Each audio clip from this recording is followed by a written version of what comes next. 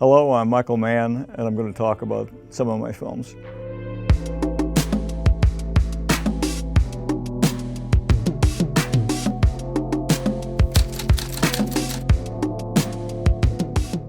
She's got a great ass and you got your head all the way up, but this is Al Pacino in Heat. Because she got a great ass, and you got your head all the way up it. Al always is very consistent. His best takes are always 5, 6, or 7.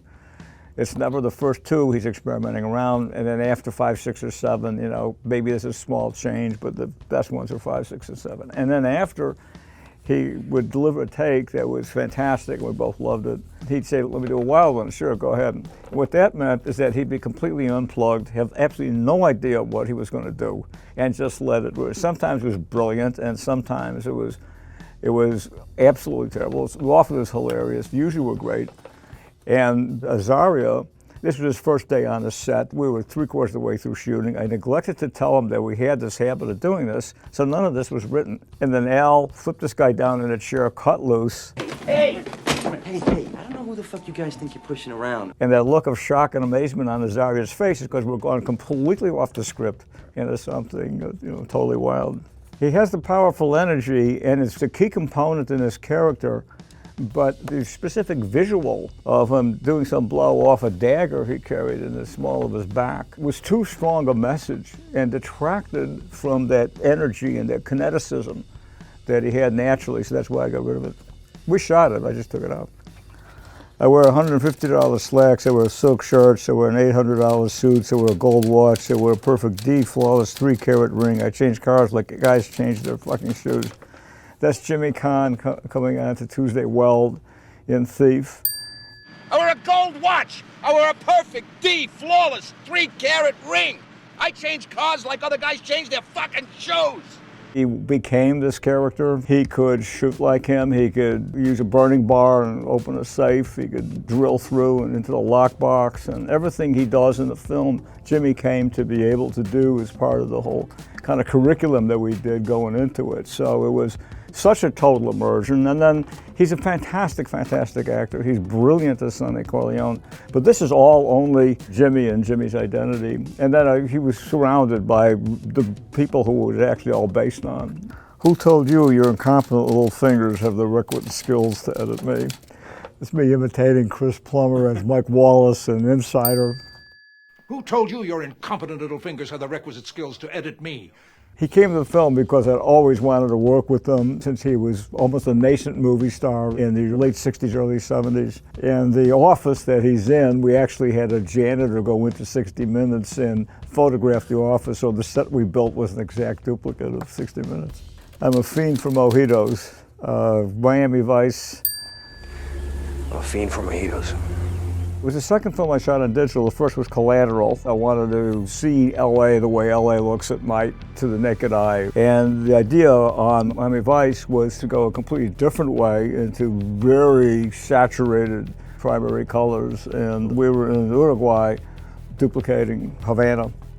And if one does what God does enough times, one will become as God is. This is Brian Cox being a brilliant Hannibal Lecktor in Manhunter, which was based on the book Red Dragon. And if one does what God does enough times, one will become as God is. It's probably one of my favorite scenes. He's in very comfortable socks in prison talking on the telephone to Billy Peterson, who's kicking back on the sofa, engaged in a conversation, a very calm conversation about horror. And the inspiration for that whole scene was Pillow Talk with Rock Hudson and Doris Day.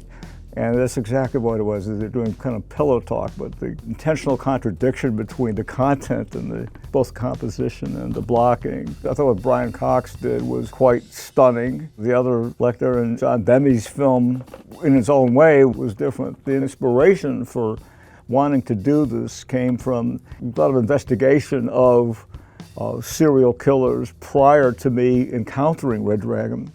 I like baseball, movies, good clothes, fast cars, whiskey, and what else do you need to know? I have no idea what movie this comes from. Public Enemies, okay.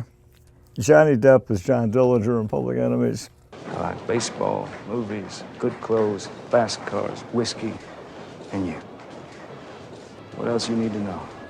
Johnny was great. He doesn't do these kind of roles, and there was no makeup, there's no mask he's hiding behind, so it's just raw Johnny Depp, and he really brought himself powerfully to that sense of loss, particularly when he loses his true love to in the end of the movie. Where we staged it is exactly where everything happened. We turned 2 blocks of Lincoln Avenue in Chicago back to exactly the way it was in 1933 when Johnny's head dropped when he got killed. He was looking at the same wall that John Dillinger looked at when that happened. In Live a Life, there's nothing in it you can't walk away from in 10 seconds flat. That is Robert De Niro in Heat.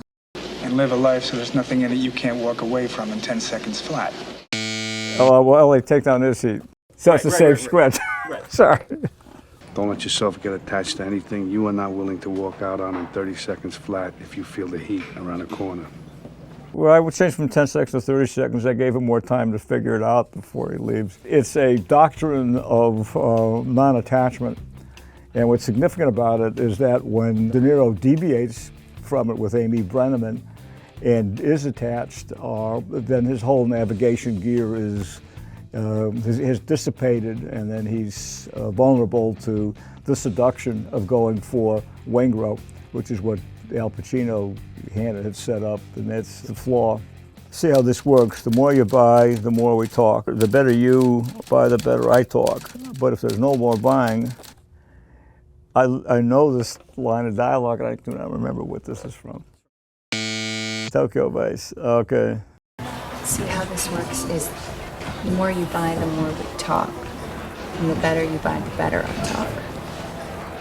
But if there's no more buying, The person who leads the Yakuza ceremony in the end does that professionally. He leads those sake ceremonies. We also spend a lot of time with former or current Yakuza members to get into that peculiar criminal mentality of Yakuza, which is basically they had become, particularly in the 90s when this is characterized, they become Goldman Sachs with guns. And we're moving into legitimate business. Yo, homie, that my briefcase. Tom Cruise and Collateral. Yo, homie.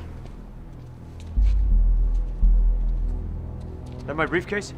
Tom's another, he's wonderful to work with because he is so dedicated. Whatever you ask of Tom, he'll just throw himself into, and he's indefatigable, and so he's kind of a member of the club, so that's, how he rode that motorcycle down there at ski jump and decided to free fall. Even if with all the practice and all the safety and all the training, I cannot imagine falling through the air like that.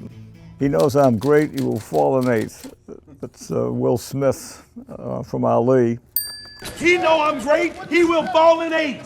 Come on, you big ugly bear, I'll whoop you right now. You can't have a better partner than working with Will Smith. He threw himself into the role of Ali unbelievably. He was in preparation probably for 8-9 months, solid boxing, 5 mornings a week. One of the most complex things, aside from the physical movement that Will had to master, complex things was the speech pattern, because Ali would, in these rhyming couplets of his, would switch narrative perspective within the same speech. And his accent is border south, it's Louisville. The mastery of language of Muhammad Ali is sensational. What are you not going to tell me about Pusher Hurlis? Okay, this is not from a movie, this is from a novel that myself and Mick Gardner wrote called Heat 2, which came out last August. And it's one of the last lines in the novel, and it's Hannah, who was played by Al Pacino in 1995, talking to Nate, who was played by John Voight in 1995. And Hurlis is in the wind, he's fled. It sets up the fact that Hannah is going to continue to hunt him in perhaps the next book or the book after next. The world was one world in 1995. It's a completely different world in 2002, 2003. And I'm going on for a long time about it, so I won't.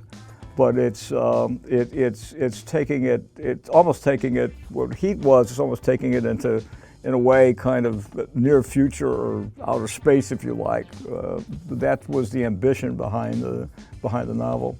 Adam and I have talked about it extensively, and from before the strike began, when we were still shooting, Ferrari. I wanted to play the Robert De Niro character.